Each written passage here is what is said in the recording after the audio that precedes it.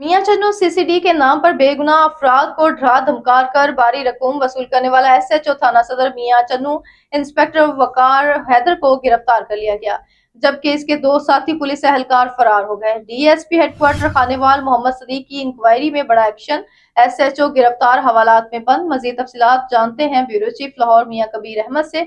जी कबीर, आगाह कीजिएगा।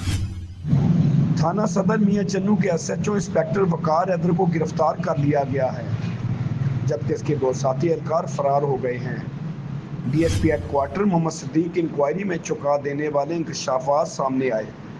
तहकीकात के दौरान ये बात साबित हुई कि एसएचओ और इसके साथी शहरियों को गैर कानूनी तौर पर हिरासत में रखते थे।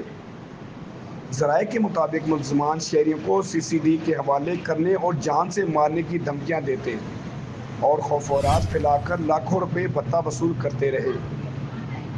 ये भी इंकशाफ हुआ है कि असल रकम छुपाने के लिए सरकारी रिकॉर्ड में रद्दबदल किया गया, जबकि असल वसूली इससे कहीं ज़्यादा थी। मुतअद्दिद शहरी इस गिरोह का निशाना बने, जिनसे नकदी और कीमती सामान भी वसूल किया गया। पुलिस हकाम के मुताबिक मरकजी मुलजम एसएचओ वकार हैदर को गिरफ्तार करके हवालात में बंद कर दिया गया है, जबकि फरार एहलकारों की तलाश के लिए छापे मारे जा रहे हैं। अवामी हल्कों ने इस वाक़े पर शदीद तशवीश का इज़हार करते हुए मुतालबा किया है कि मुलव्वस एहलकारों को सख्त से सख्त सज़ा दी जाए। ये वाक़या पुलिस निज़ाम पर एक बड़ा सवालिया निशान है और इस बात का तकाजा करता है कि एहतसाब का अमल मज़ीद सख्त किया जाए।